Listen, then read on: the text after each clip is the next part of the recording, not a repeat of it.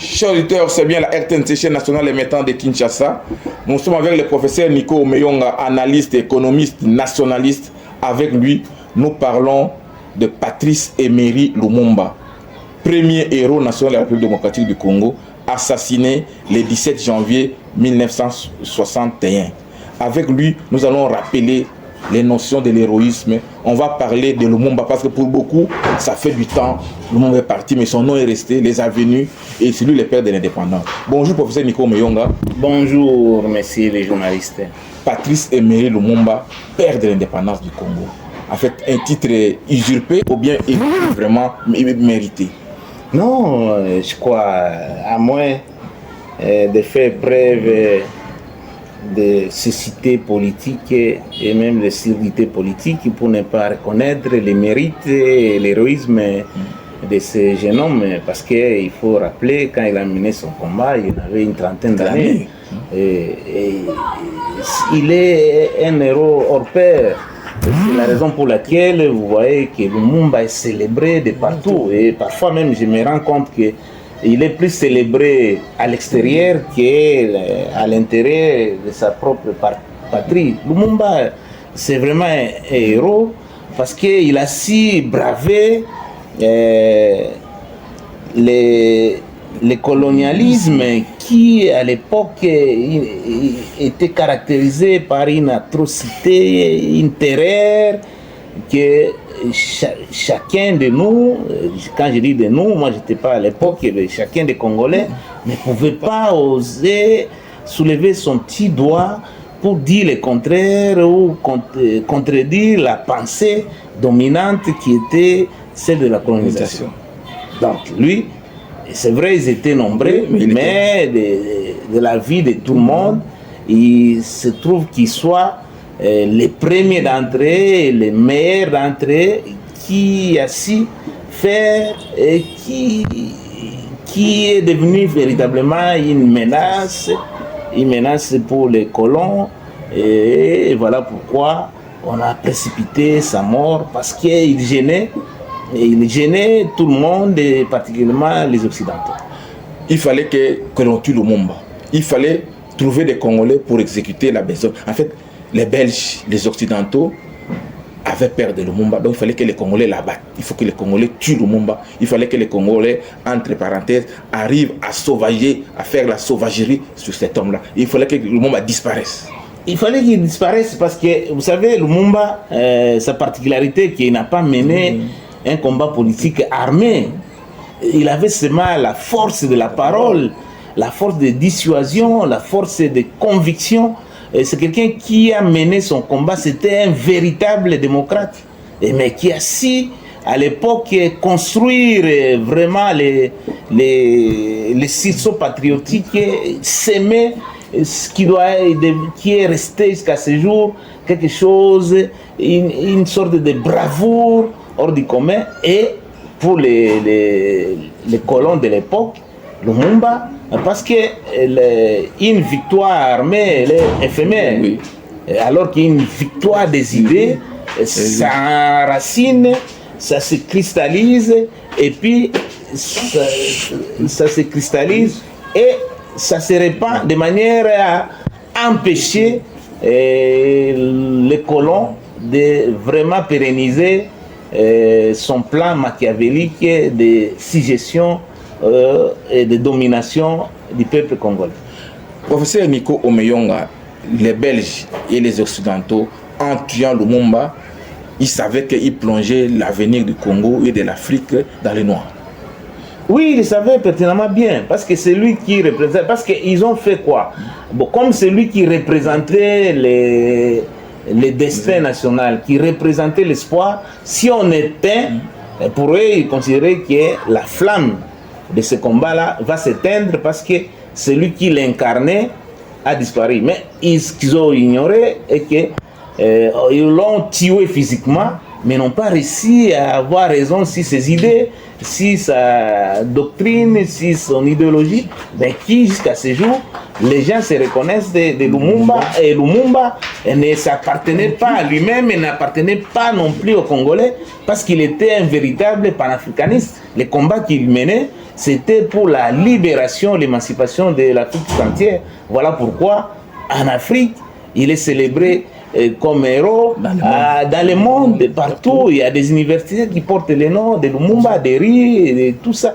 Tout ça, ces idées étaient des idées, ils avaient de l'avance, alors que les Belges les qualifiaient, qui s'imprimaient rien, ils ne pouvaient rien faire. Avec leurs théories, pas d'élite, pas d'élite, pas d'ennui. Pas d'élite, pas d'ennui. Mais lui, au-delà d'un autodidacte, il s'est formé de lui-même et il avait une longueur d'avance par rapport à ses contemporains et il a si déniché vite la rise et tout ce qui est les colons préparés contre son peuple. Et lui, il s'est mis, il était vraiment avant-gardiste.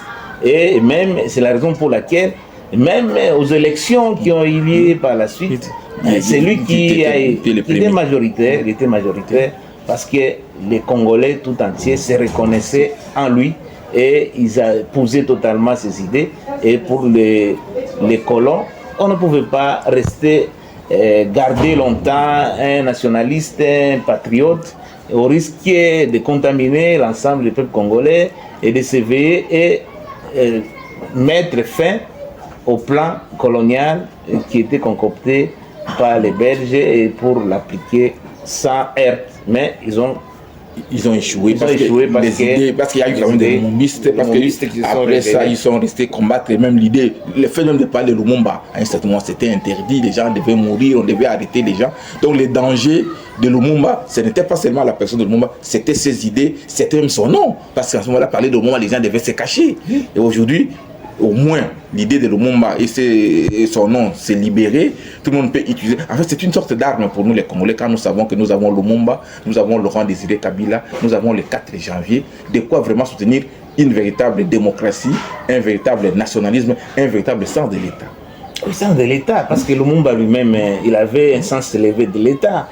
Lumumba, ce n'est pas comme les politiques actuels qui font de la politique pour s'embourgeoiser. Mais Lumumba, lui, considère la politique comme un sacerdoce, comme un apostolat.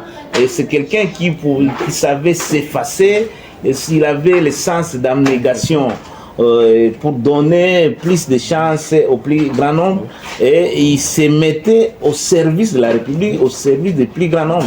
Lui, ce n'est pas comme quelqu'un, comme nous voyons aujourd'hui, des gens venir en politique pour s'embourgeoiser, mais lui, il venait pour faire triompher un idéal. L'idéal de progrès, l'idéal de développement, l'idéal, parce que pour lui, il considérait que la RDC devrait être la locomotive de développement de l'Afrique. Il a caressé ses rêves. Mais ceux qui sont venus après lui, et parce que c'est vrai, il avait ses rêves, il fallait que nous qui sommes venus après lui, que nous fassions de son rêve une vision. Parce que si on ne transforme pas les rêves en vision, il risque de demeurer une fiction. Donc, il avait une longueur d'avance, il a prédit des choses que nous vivons aujourd'hui. Parce que déjà, il avait les dangers de balkanisation, il l'avait déjà annoncé, et c'était une façon, une sonnette d'alarme pour nous dire que nous devons nous préparer pour éviter que ces plans-là machiavéliques de balkanisation des pays n'arrivent pas. Malheureusement, ceux qui sont venus après lui n'ont pas bien assimilé et compris la leçon qu'il a donnée au peuple congolais, mais ils ont joué aussi les jeux de l'ennemi, les jeux de l'agresseur, et jusqu'à ce jour, si une bonne partie du territoire national est entre les mains des agresseurs, c'est parce qu'il y a des collabos, il y a des Congolais naïfs qui croient qu'ils peuvent se mettre sous les bottes du Rwandais, de l'agresseur, et pour avoir gain de cause, alors que tout celui qui trahit sa patrie, et il finira toujours, il va subir les sorts qu'on subissait les traits de la patrie. Oui, Laurent Désiré Kabila, Mobutu, les disciples de Patrice Emery Lumumba. En fait, est-ce qu'on doit s'improviser disciple ou bien on doit être vraiment préparé? Mobutu, au moins, il a dit oui, je prends les idées de Lumumba, je fais une nation forte, je construis une armée. Et après, c'était la dictature. Laurent Désiré Kabila, moi je serai notre Lumumba. Il pose le principe de l'État. Il montre l'exemple dans la gestion. En fait, des types d'héritiers. Non, des types d'héritiers, mais je note avec regret que tous les deux héritiers n'ont pas très bien assimilé les vertus ou les idéaux de Lumumba, parce que Lumumba, d'abord et surtout, c'était un démocrate. Et lui, il savait toujours faire la part des choses. Il voulait le pouvoir qui serait ici désiré, et il l'a démontré.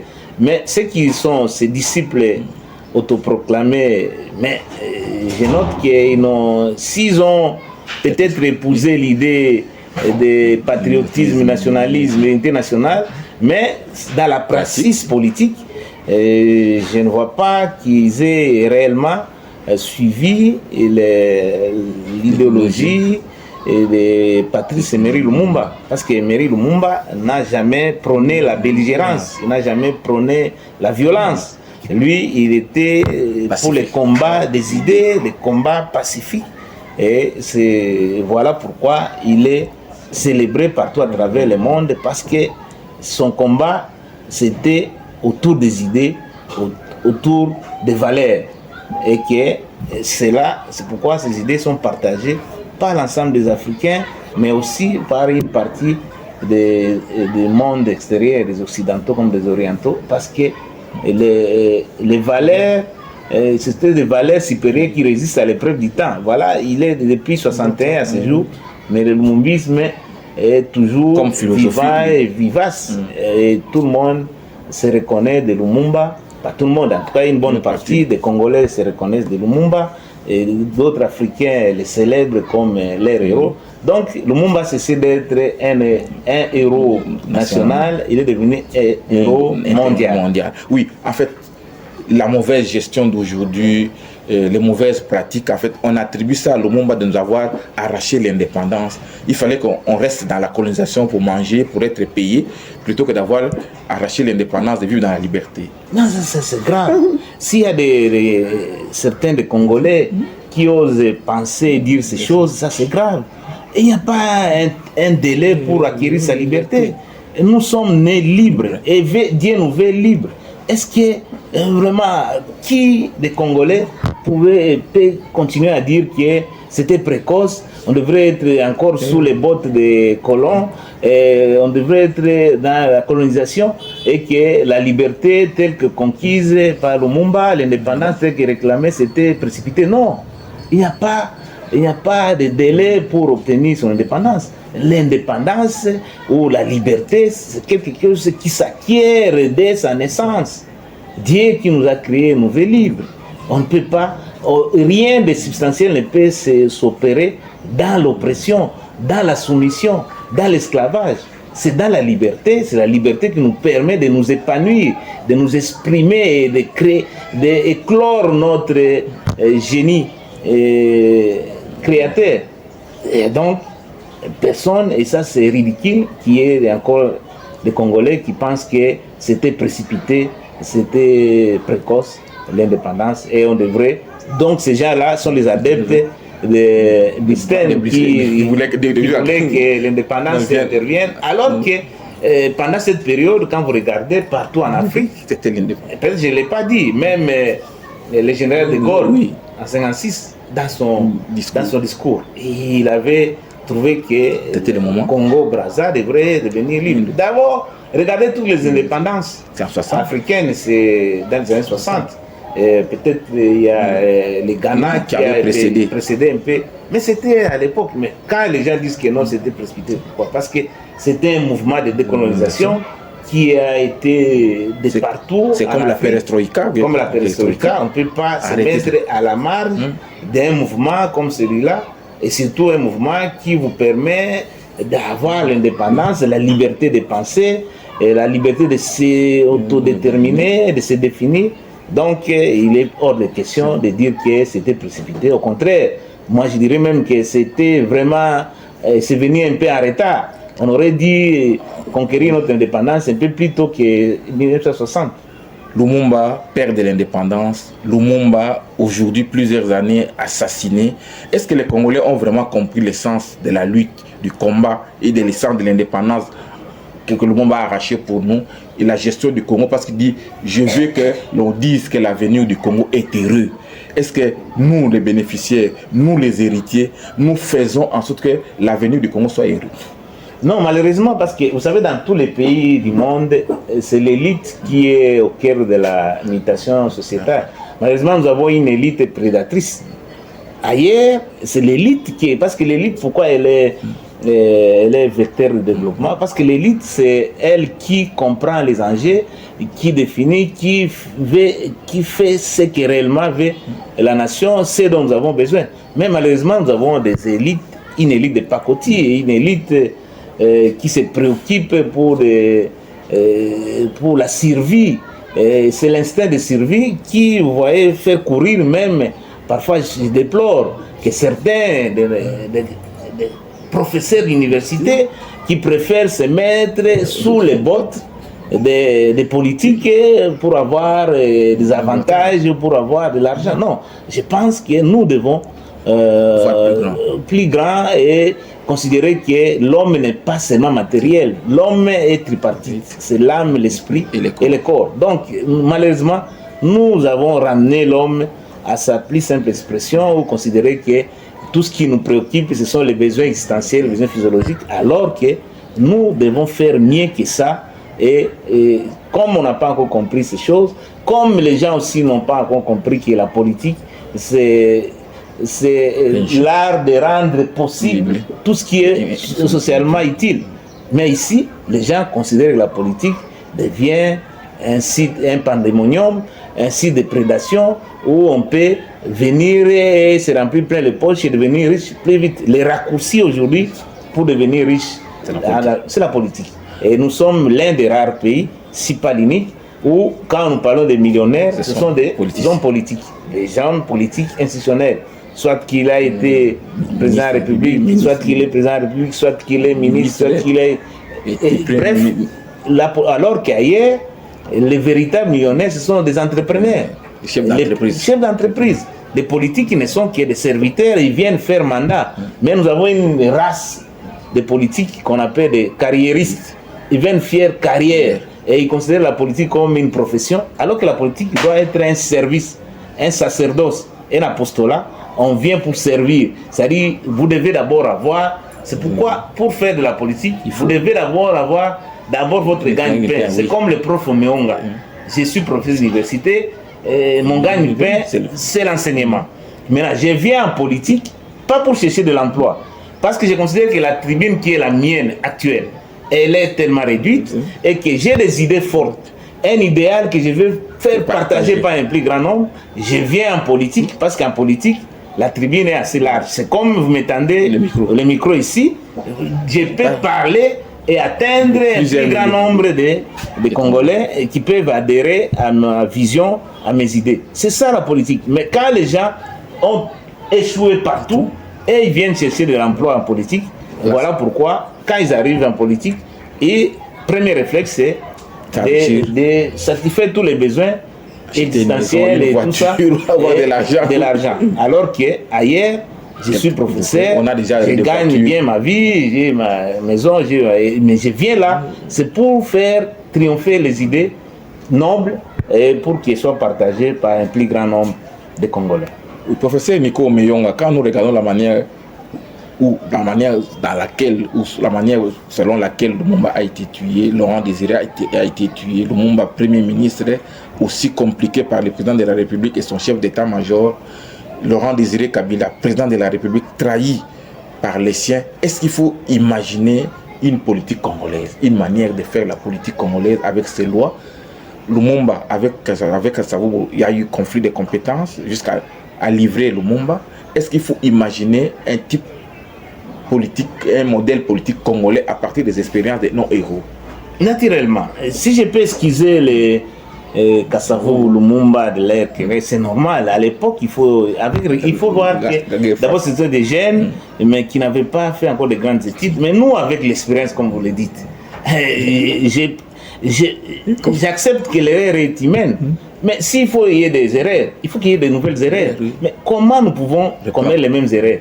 Non, aujourd'hui, je crois on a pris d'esquisses pour faire comme ce qu'ont fait les deux que vous avez cités. Bon, le problème, c'est qu'il faut que les gens comprennent finalement que la politique, ce n'est pas une affaire d'abord de famille ou d'amis. C'est-à-dire il faut avoir des collaborateurs qui partagent la vision, qui partagent les idées.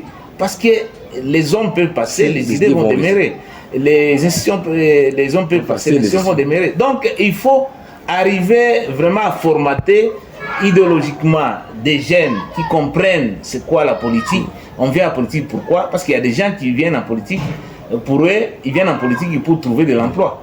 Alors que les gens, il faut commencer à enseigner aux jeunes et à tout le monde que la politique, c'est le service. On ne vient pas gagner l'emploi. Gagnez l'emploi là où vous êtes. Faites les business là où vous êtes, mais vous venez en politique pour servir de manière à ce que le pays aille de l'avant. Parce que tout le monde ne peut pas, mais nous sommes l'un des rares pays où tout le monde veut faire la politique. Pourquoi on le fait? Parce qu'on se dit là, ça, l'argent c'est là-bas. C'est l'argent facile. Alors qu'il faut arriver réellement à pas la réduction des trains de vie des institutions, en montrant aux gens et que les gens comprennent que ce n'est pas en politique où on peut avoir de l'argent. Si vous voulez avoir de l'argent, c'est dans les affaires. Faites vos affaires. Faites des affaires.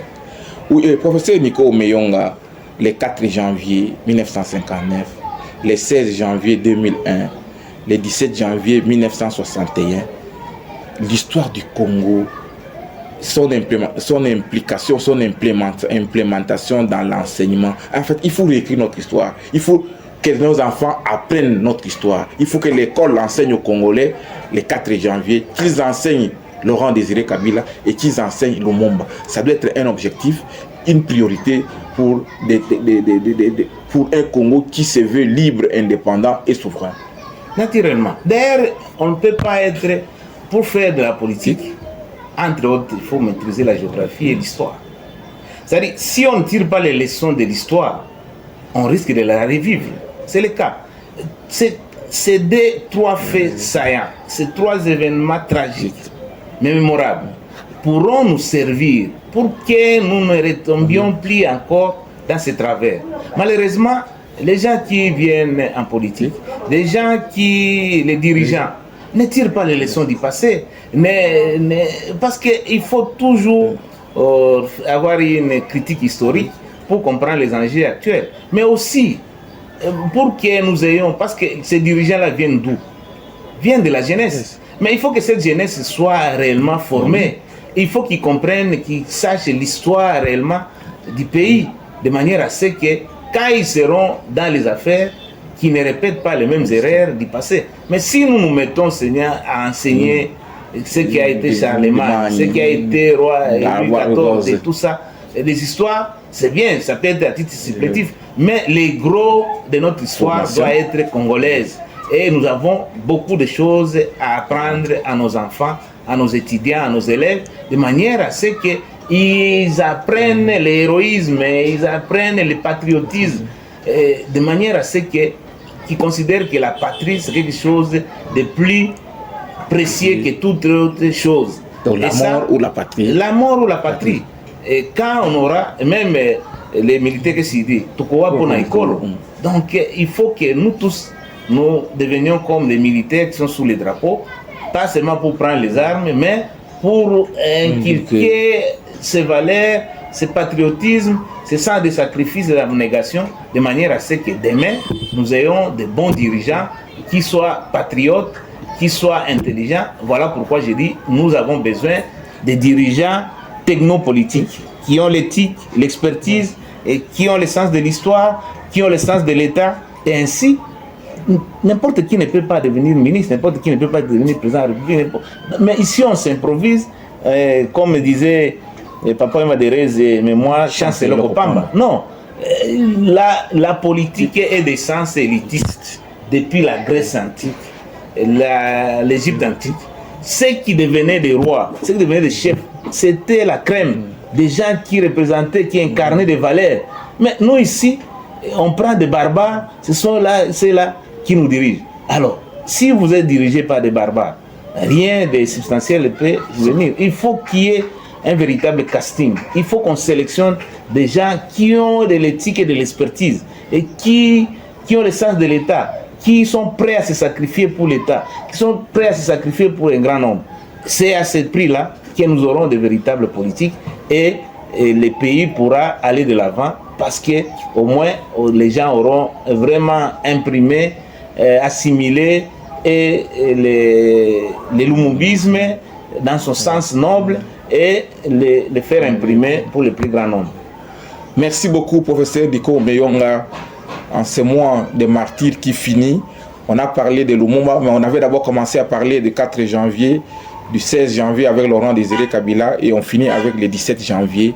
Le Congo marqué en ces premiers mois par des martyrs, vous avez dit tragiques, mais aussi mémorables. Mais il faut vraiment que cela impacte les 11 autres mois restants pour que nous puissions chaque fois sentir qu'on est parti du point A vers le point B et on va finir. Naturellement, moi je suis chrétien. Et pour que je sois chrétien, il fallait quelqu'un puisse verser son sang. C'est Jésus-Christ. Donc, le sang, quand le sang est versé, comme on venait de décrire, le 4 janvier, le 16 janvier, le 17, ces sangs-là doivent cimenter la patrie, doivent cimenter l'essence de l'État, ce sang-là doit cimenter tout ce qui revient pour la Res Publica, de manière à ce que nous tirons des leçons de ces héros, de ces martyrs, de manière à ce que nous ne puissions pas vraiment cracher sur la mémoire de ces gens qui ont donné de leur vie pour que nous soyons ce que nous sommes, de manière à ce que ces choses-là ne se répètent plus, mais que nous ayons, comme Lumumba l'avait prédit, que ce pays sera la locomotive de développement de l'Afrique. Pour qu'il soit la locomotive de développement de l'Afrique, il doit d'abord se développer elle-même avant de faire développer les autres. Mais je me rends compte, loin d'être locomotive, j'ai comme l'impression que nous sommes les derniers wagons du train.